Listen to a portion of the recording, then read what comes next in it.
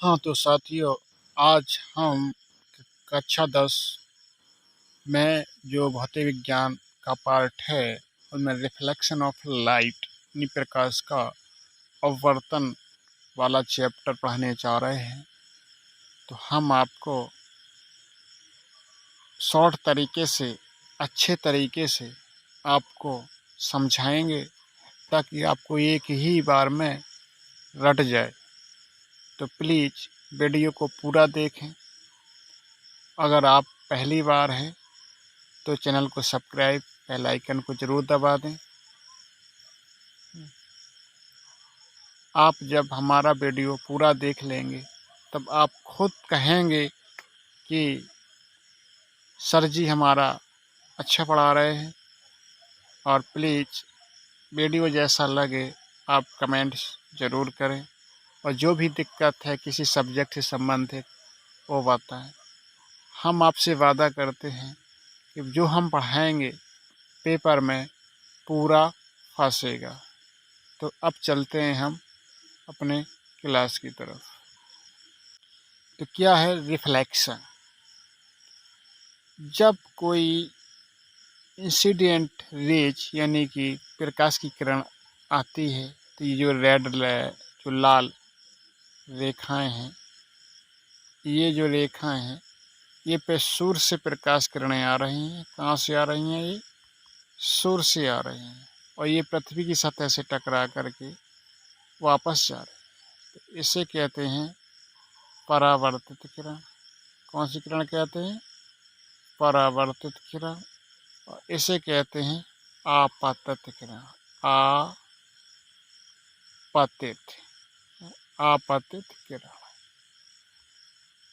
तो इस तरीके से सूर्य से जो किरणें आती हैं और पृथ्वी की सतह से टकरा कर पुनः वापस लौट जाती हैं।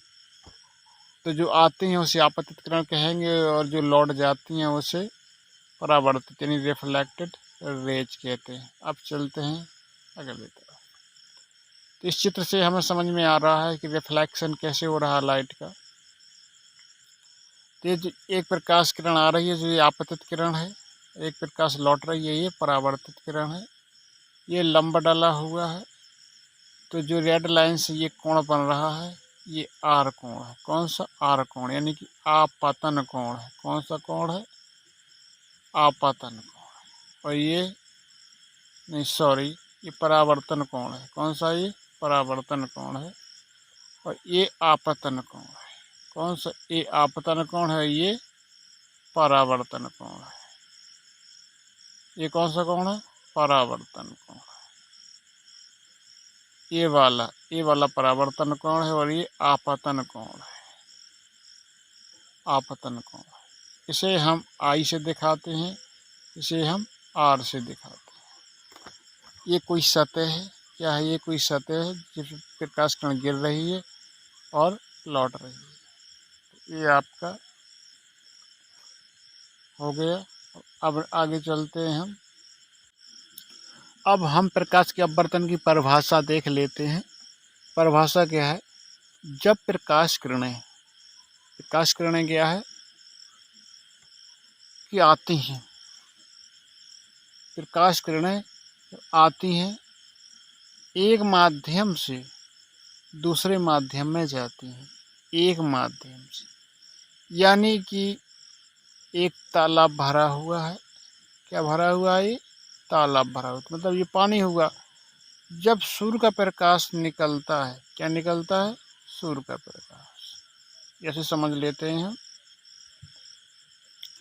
ये कोई तालाब भरा हुआ है, ये हवा है। ये क्या है? हवा है। तो यहाँ से क्या है? सूर्य निकलता है। क्या निकलता है? सूर्य निकलता है। तो सूर्य की किरणें आती हैं, ये यहाँ किरणें क्या होती? ये किरणें। अब ये कहाँ जाएंगी?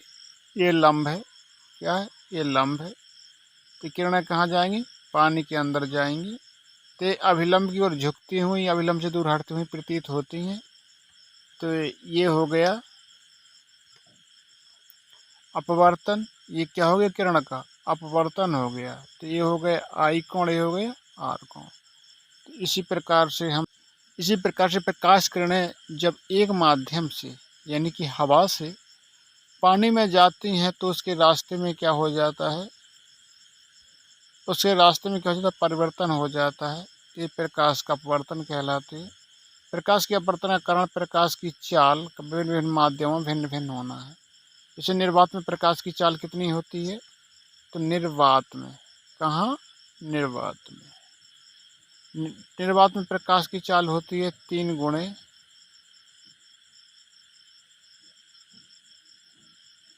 कितनी होती निर्वात में, 3 इंटू यानी कि 3 गुणे 10⁸ मीटर पर सेकेंड, 3 इंटू 10⁸ मीटर पर सेकेंड, इतनी होती है चाल निर्वात में। पानी में थोड़ा कम हो जाती है क्योंकि पानी एक माध्यम है, और गिलास में और कम हो जाती है। अब गिलास में जैसे 2 गुणे 10⁸ मीटर पर सेकेंड हो जाएगी, और शहद में, तो ये माध्यम में विभिन्न विभिन्न माध्यमों में प्रकाश की चाल भिन्न भिन्न हो जाती है। और जहाँ कुछ नहीं होता वहाँ 3 गुणे 10⁸ मीटर पर सेकेंड मतलब खाली होता है, मतलब निर्वात होता है। तो इस प्रकार से इसमें वही बताया गया है कि जब वायु से, क्या है, वायु से कांच में जाती है, यानी कि वायु क्या हो गया, विरल माध्यम। कौन से हो गया, विरल, विरल यानी कि बिर्रा है। कांच हो गया सघन, सघन यानी कि घना है, कठोर है। तो जब कोई किरण विरल माध्यम से सघन माध्यम में जाती है तो ये झुक जाती है। क्या हो जाती है, ये झुक जाती है। अब कोई किरण जब सघन माध्यम से, कांच क्या हो गया, घना माध्यम हो गया, यानी कि ठोस माध्यम हो गया। और जब ये ठोस माध्यम से जब विरल माध्यम यानी हवा में जाती है तो अभिलंब से दूर हटती है। क्या है, अभिलंब है। इससे क्या हो गया, ये दूर हट गई है।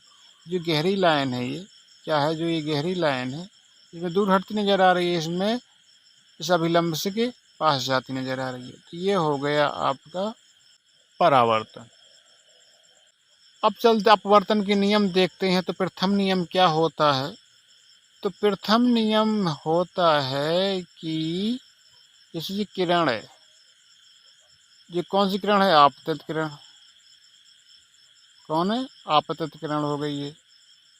ये अपवर्तित किरण हो गई। क्या हो गया, अपवर्तित किरण ये है, ये परावर्तित किरण हो गई। ये क्या है, अपवर्तित। तो ये आपतित किरण, ये परावर्तित किरण, और ये बिंदु, आपतन बिंदु। तो ये क्या हुआ कि आपतित किरण, अपवर्तित किरण, तो आपतन बिंदु, ये तीनों चीज कैसे हैं, हम पेपर में बनाते हैं तो एक प्लेन में है, एक तल में है। तो तीनों एक ही तल में होते हैं। यह अपवर्तन का प्रथम नियम है। अब चलते हैं दूसरा नियम। ये स्नेल का नियम भी कहते हैं दूसरे नियम को। स्नेल भाई साहब ने दिया था ये नियम। किसने दिया था, स्नेल भाई साहब ने। तो अपवर्तन के द्वितीय नियम के अनुसार, द्वितीय नियम के अनुसार क्या होता है, साइन। साइन को बोलते हैं हिंदी में जया। क्या बोलते हैं, जया। साइन को बोलते हैं जया। आई को बोलते हैं आपतन कोण, और आर को बोलते हैं परावर्तन या आपतन कोण। आई को बोलते हैं आपतन कोण, आर को बोलते हैं परावर्तन या अपवर्तन कोण, सॉरी। तो ये क्या होता है कि आपतन कोण, यानी आई क्या हो गया, आपतन कोण, और सन का मतलब हो गया जया। तो आपतन कोण की जया बटे परावर्तन कोण की जया बराबर होता है क्या, एक नियतांक। यही द्वितीय नियम है। आपतन कोण की जब दो माध्यम होते हैं, कोई विरल माध्यम और सघन माध्यम, तो आपतन कोण की जया, ये क्या साइन आई क्या हो गया, साइन आई क्या हो गया, ये आपतन कोण की जया है, और ये परावर्तन कोण की जया है। दोनों क्या है, बटे में है, तो इसको बोलते हैं अनुपात। किसको बोलते हैं, डंडी को बोलते हैं अनुपात। बराबर क्या होता है, ये नियतांक होता है। क्या होता है, ये नियतांक होता है। तो अब द्वितीय नियम क्या है? द्वितीय नियम के अनुसार किन्हीं दो माध्यम, यानी कि दो माध्यम कौन से? जैसे ऊपर वाला क्या हो गया वायु और नीचे वाला हो गया जल। दो माध्यमों के अपतन कोण की जया और अपवर्तन कोण की जया, दोनों क्या होता है? एक अनुपात होता है, बटे होता है, यानी एक नियतांक होता है। इसे हम स्नेल का नियम भी कहते हैं। कभी कभी स्नेल के नाम से ये नियम आ जाता है, तो स्नेल का नियम यही है, देख लो इसे। इस नियतांक को प्रथम सापेक्ष, प्रथम माध्यम के सापेक्ष द्वितीय माध्यम का वर्तनांक कहते हैं। अब चलते हैं किसी माध्यम का अपवर्तनांक। निर्वात अथवा वायु में प्रकाश की चाल और माध्यम की चाल क्या है? यहाँ पे किसी माध्यम का अपवर्तनांक, अपवर्तन को n से दिखाते हैं और v से भी दिखाते हैं, ऐसे भी दिखाते हैं, ऐसे भी दिखाते हैं और ऐसे भी दिखाते हैं। कई तरीके से चिन्ह हो सकते हैं इसके। तो किसी माध्यम का अपवर्तनांक वायु में प्रकाश की चाल, वायु में या निर्वात में कितनी चाल होती है? 3 × 10⁸ मीटर पर सेकंड। और माध्यम में चाल प्रश्न में आपको दी जाएगी।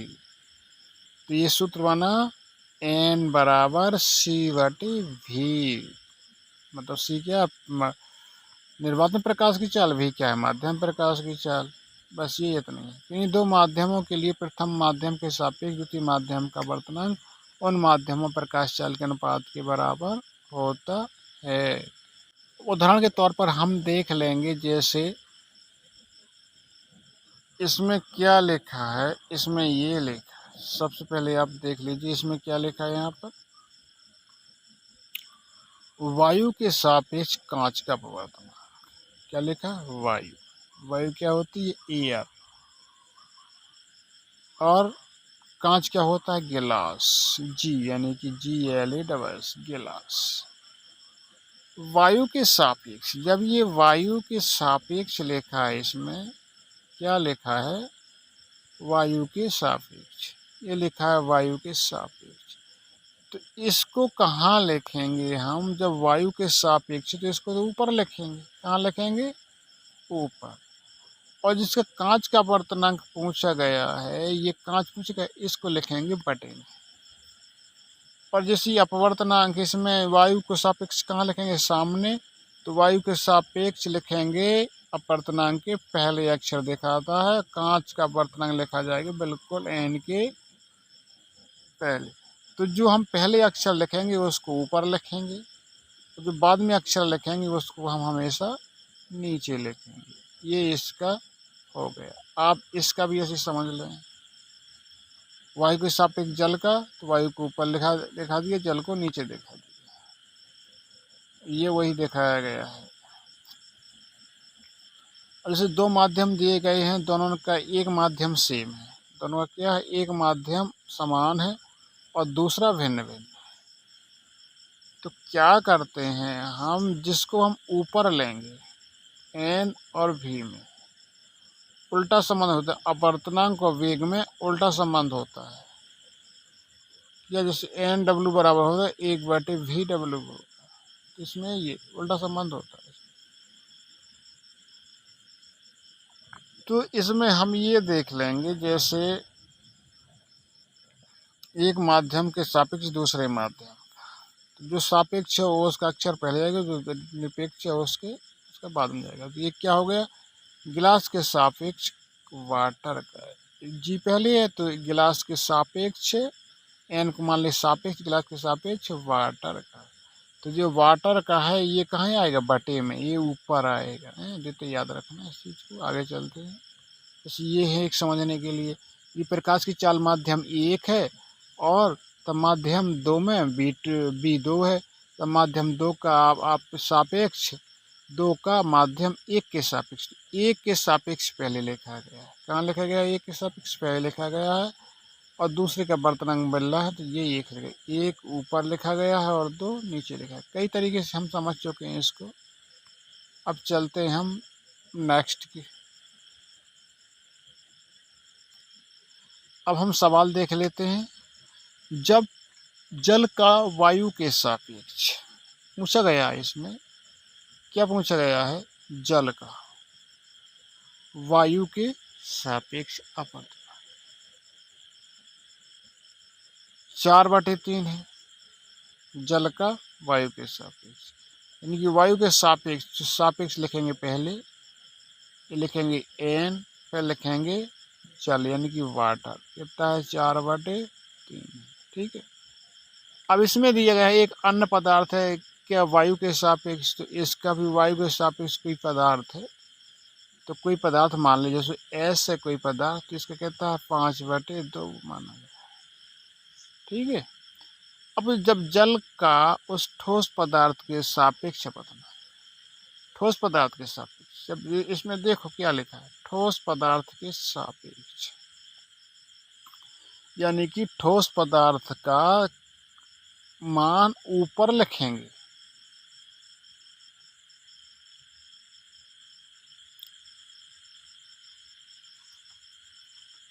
ठोस पदार्थ का सापेक्ष जल का अपवर्तनांक। तो अपवर्तनांक को वेग में जो होता है उल्टा संबंध होता है। कैसा होता है? उल्टा संबंध होता है।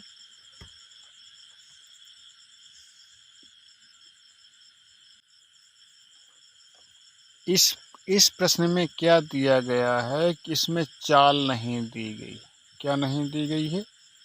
चाल नहीं दी गई है, क्योंकि चाल का संबंध अपवर्तनांक से उल्टा होता है।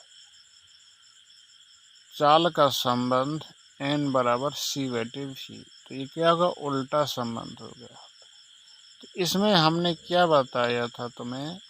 इसमें हमने ये बताया था, जब चाल दी गई हो तो जैसे s हो गया, v हो गया और वाटर हो गया, अगर चाल में बात दी गई है तो इसको ऊपर लिखते हैं।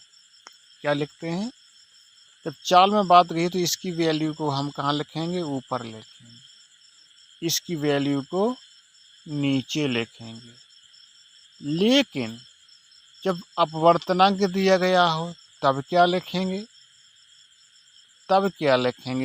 तब इस s को कहाँ लिखेंगे? तो इस s को, जब चाल दिया गया है तो इस s को ऊपर लिखेंगे मान को, और जब अपवर्तनांक ही दिया है तो इसको हम नीचे लिखेंगे। तो इस क्वेश्चन में वही बात है कि जो s है ना, इसकी वैल्यू कहाँ रखी गई है? s की वैल्यू कहाँ रखी गई है? तो s का मान नीचे रखा गया है, w का मान ऊपर रखा गया है। अपवर्तनांक की बात कर रहा है दोनों जगह, इसलिए ये समानुपाती का चिन्ह है। इसलिए इसमें जो सामने है, जैसे अपवर्तनांक ये वाटर का है तो वाटर को ऊपर लिखा जाएगा और एस का नीचे। जो अगर चाल दी गई होती तो एस को ऊपर लिखा जाता और अपवर्तनांक का नीचे लिखा जाता। अब चलते हैं हम नेक्स्ट क्वेश्चन की तरफ। यदि वायु में प्रकाश की चाल, देखो इसमें चाल दी गई है। क्या दी गई? इसमें चाल दी गई है। तो निकालना क्या है? तो जल का अपवर्तनांक ज्ञात कीजिए। तो जल में चाल कितनी है? ये 2.26। तो जल का अपवर्तनांक पूछा है ना इसमें, तो पूछा तो जैसे जल का अपवर्तनांक ज्ञात कीजिए, तो वायु का पहले लिखेंगे हम और जल का बाद में लिखेंगे। वाटर, क्या हो गया? वाटर हो गया। क्या हो गया? वाटर। तो ईयर का पहले लिखेंगे और ये एन लिखना है। क्या लिखना है? एन लिखना है, और ये वाटर का बाद में लिखेंगे। तो चाल दी गई है तो वाटर का कहाँ जाएगा? नीचे जाएगा। बाटी कहाँ जाएगा? नीचे। और ईयर का ऊपर। ईयर में तो अब जाए 3 बजे सीखा तो नहीं सो। तो इससे क्या होगा? हम मान रख लेंगे, ऐसे मान रख लेंगे और फिर 10 की घात से 8, तो इसके बाद 8 काट देंगे, इतने के इतने में भाग दे देंगे, इतना उत्तर आ जाएगा।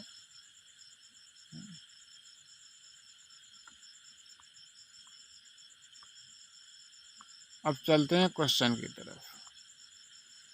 तो पहला क्वेश्चन है, प्रकाश के अपवर्तन के लिए आपतन कोण I और अपवर्तन कोण में सही संबंध क्या है? तो दोनों बराबर नहीं होते। दोनों क्या नहीं होते? बराबर नहीं होते। क्योंकि जब हम ऐसे खींचेंगे तो ऐसे होगा तो ये तो अभिलंब की तरफ किरण झुक जाएगी, अभिलंब तरफ से दूर खिसक जाएगी, तो आई और आर कभी बराबर नहीं हो सकते।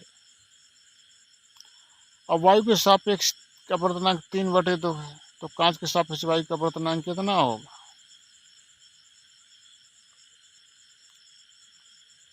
सीधी सीधी बात है, उल्टा हो जाएगा। कैसा हो जाएगा? 3/2 है तो 2/3 हो जाएगा। इसका क्या उत्तर हो जाएगा? 2/3। यदि दो माध्यम पृथककारी पृष्ठ पर प्रकाश की एक किरण लंबवत आपतित होती है तो अपवर्तन कोण क्या होगा? तो 0 होगा। जब लंबवत आपतित हो किरण कैसी हो? लंबवत आपतित हो, तब 0 होता है हमेशा। अब प्रकाश की अपवर्तन में यदि दोनों माध्यमों की अपवर्तनांक समान हो तो अपवर्तन के पश्चात प्रकाश की किरण क्या होगी? दोनों अपवर्तनांक समान हो तो वो तो सीधी सीधी बात, जब अपवर्तनांक समान होगा तो बिना विचलित किए हुए सीधी निकल जाएगी। क्या होगा? बिना विचलित किए सीधी निकल जाएगी। वायु के सापेक्ष कांच का अपवर्तनांक 3/2 और वायु में प्रकाश की चाल 3 × 10⁸ मीटर पर सेकेंड। तो कांच में प्रकाश की चाल क्या होगी? तो चाल अपवर्तनांक दिया है तो इसका क्या हो जाएगा? व्युत्क्रम संबंध हो जाएगा। क्या हो जाएगा? व्युत्क्रम संबंध, यानी वो एक हो जाएगा म्यू बराबर, यानी वो एन बराबर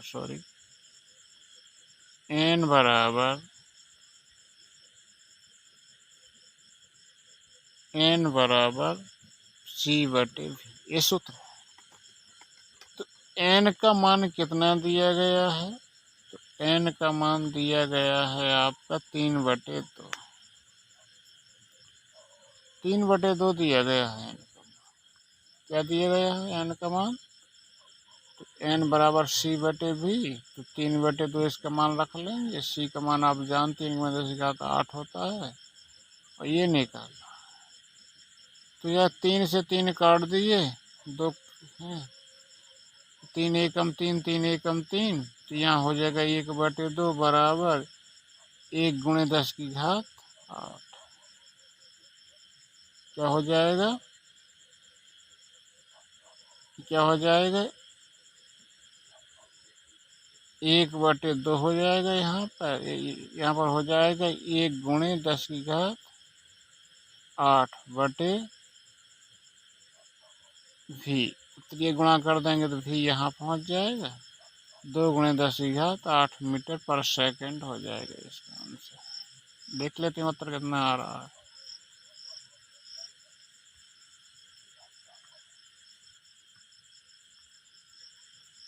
पहला ही उत्तर है इसका। कांच का अपवर्तन अधिकतम कहाँ होता है? तो कांच का अपवर्तनांक बैगनी रंग के लिए अधिकतम होता है। अपवर्तनांक क्या है? अपवर्तनांक जैसे हम किसी प्रिज्म को बनाते हैं, किसको बनाते हैं? प्रिज्म। ये अभिलंब में जब प्रकाश किरण डालते हैं तो ये 7 रंग में हो जाती है। जो लाल रंग होता है तो ये हो गया लंब, तो लाल रंग हुआ दूर फोकस होता है, बैगनी रंग पहले फोकस होता है। तो विचलन पूछा जाए तो अभिलंब से बैगनी दूर है, अभिलंब से लाल पास है। अब यहाँ से दूरी देखी जाए तो ये पहले फोकस हो रही, दूरी तरंग दैर्घ्य इसकी कम है, तरंग दैर्घ्य इसकी लाल की ज़्यादा है, पर विचलन कम है। विचलन कम है लाल का और दूरी ज़्यादा है। तो अब देखते हैं क्वेश्चन क्या कह रहा है। कांच का अपवर्तनांक अधिकतम किसका होता है? तो जो कांच का अपवर्तनांक अधिकतम किसका होता है, जैसे ये है, इस वाले डंडे से कौन ज़्यादा है? तो बैगनी ज़्यादा दूर थी ना, इसलिए इसका बैगनी हो जाएगा उत्तर। यदि वायु के सापेक्ष कांच का अपवर्तनांक कांच के सापेक्ष के लिए अपवर्तनांक 5 गुना हो तो वायु का अपवर्तनांक क्या होगा? तो 5 गुना है तो सीधा सीधा है, इसका कर दो 1/5 ही हो जाएगा। सी उत्तर सही है इसका। जल में डूबी हुई सीधी क्षण मुड़ी हुई क्यों प्रतीत होती है? इसका कारण क्या है? अपवर्तन की परावर्तन, तो अपवर्तन ही होगा उसका उत्तर। और क्या? वायु में प्रकाश की चाल 3 × 10⁸ मीटर प्रति सेकेंड है, तो ये एक पदार्थ में इसकी चाल कितनी होगी? मीटर प्रति सेकेंड है। ये 3 तो ऊपर लिखा जाएगा और 1.5 नीचे लिखा जाएगा बटे में सूत्र से। 1.5 का भाग 3 में चला जाएगा तो कितनी बार जाएगा? 2 बार जाएगा, इसलिए इसका उत्तर 2 हो जाएगा। ऐसे लगेगा। 1.5 दूना 3, 1.5 दूना 3, 2 × 10⁸ 8 आ जाएगा 10। 2 आ जाएगा, 10 की घात 8 है, ये क्या है, ये 10 की घात 8 है, 10⁸8, 8 से 8 कट गए, 2 आ जाएगा। वायु के सापेक्ष जल तथा कांच की आवर्तनांक क्रमशः 4/3 और 3/2, तो यहाँ आवर्तनांक पूछी गई है, ना कि दूरी। तो कांच का आवर्तनांक होगा, तो जल के सापेक्ष कांच का आवर्तनांक। इसमें कांच का आवर्तनांक पूछा तो कांच के ऊपर आएगा, जल का नीचे जाएगा।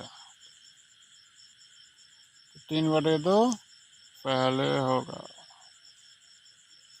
3/2 किस में पहले है, इसमें या तो भाग्य होगा या गुणा होगा, बाकी होगा नहीं। तो उत्तर कौन सा, या ये तो दोनों पहले ही चले गए, प्लस माइनस तो होते ही नहीं, या भाग्य होगा या गुणा होगा। 3/2 तो आना ही आना है, लेकिन यदि भाग्य हो, यदि गुणा होगा तो ये 4/3 है, 4/3 क्या हो रहा है, तो 4/3 है, तो 4/5 नहीं होना चाहिए, यहाँ क्या होना चाहिए, 3 होना चाहिए। क्या होना चाहिए, यहाँ पर 3 होना चाहिए। अगर ये गुणा में जाता तो 4/3 की जो गुणा में जब कोई संख्या जाती है तो ये पलट जाती है, तो इसमें तो सीधी सीधी लिखी है, तो ये उत्तर फिर कैंसिल हो गया। यही बचा उत्तर, इसका क्या बचा, यही उत्तर बचा है इसका, क्योंकि गुणा में जो जाती है तो पलट जाती है संख्या, तो पलटी कहाँ है, भाग में ज्यों की त्यों लिखी जाती है। ठीक है, इस प्रकार से हमारा चैप्टर खत्म होता है। अब अगला चैप्टर आएगा लेंस। क्या आएगा, लेंस। लेंस चैप्टर का इंतजार करें, अगला वीडियो हम जल्दी अपलोड करेंगे। धन्यवाद।